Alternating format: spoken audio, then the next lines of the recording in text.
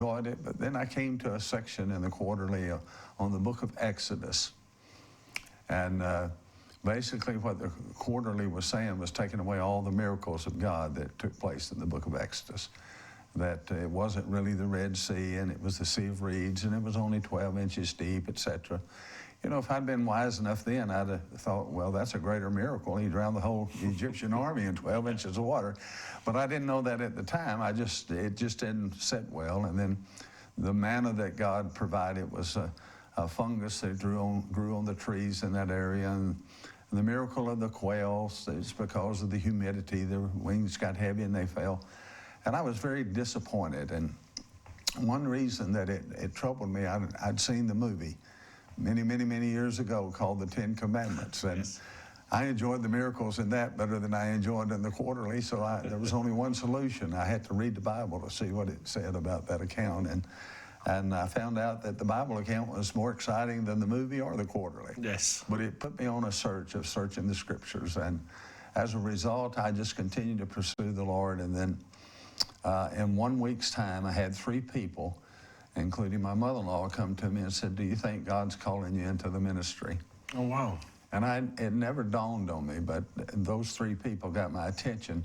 So I went to my pastor and I said, "What do you think about this?" And he said, "Well, I've known it for a good while. I was waiting for you to find out." So that's when I just committed myself to the Lord, didn't know what all that involved. And so a period of time went by and he encouraged me to go to seminary, which I thought was good because I needed some training. Tempted to go to seminary and just wasn't accepted. They said that I was too much in debt. And of course, I was living the American dream. We just built a new house, had 2 car payments and everything else, credit cards maxed out. And so they really used wisdom. But I was disappointed, and I still had a little time, so I knew if I sold my house, I could pay off all my debt and be able to go to school. So I listed my house for 90 days, only had 3 people to look at it. The realtor she was very frustrated. She said, "I just can't understand this. We're selling houses all around you almost daily, and we can't even get anybody to come look at yours." And it was, it was a nice 3-bedroom house on an acre of land. And anyhow, the 90 days was up. We didn't sell it. So she said, "Do you want to list it again?" I said, "No. Only reason I was selling it so I could pay off my debt and go to seminary, and school's already started, so no sense to do it." So I was frustrated, continued to talk to the Lord. And about a month later, we received a phone call. It's amazing how God does things. But this was a lady that her daughter had gone to high school with my wife. And we hadn't seen or heard from her probably in 2 or 3 years.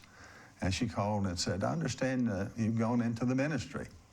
I said, "Well, that's my plan." And she said, "Well, our pastor just resigned and we don't have anybody to fill the pulpit this Sunday. Would you be willing to come?" So I called my pastor and he said, "Go for it. It'd be good practice." So we went down and preached Sunday morning and Sunday night, if you could call it preaching.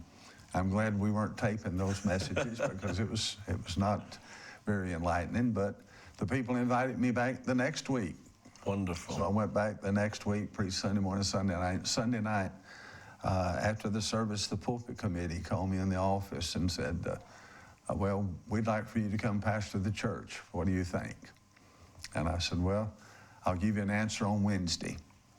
In hindsight, I'm sure that was the Holy Spirit because I don't know why I said Wednesday.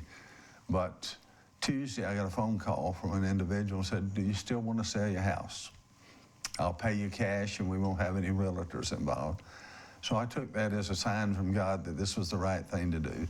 So we sold our house and paid off every penny that we owed and moved debt-free down to start pastoring a church. Wow. Without any kind of formal training. I was delivering bread to supermarkets and restaurants and what have you, so I went from delivering that kind of bread to delivering God's bread. So, wonderful.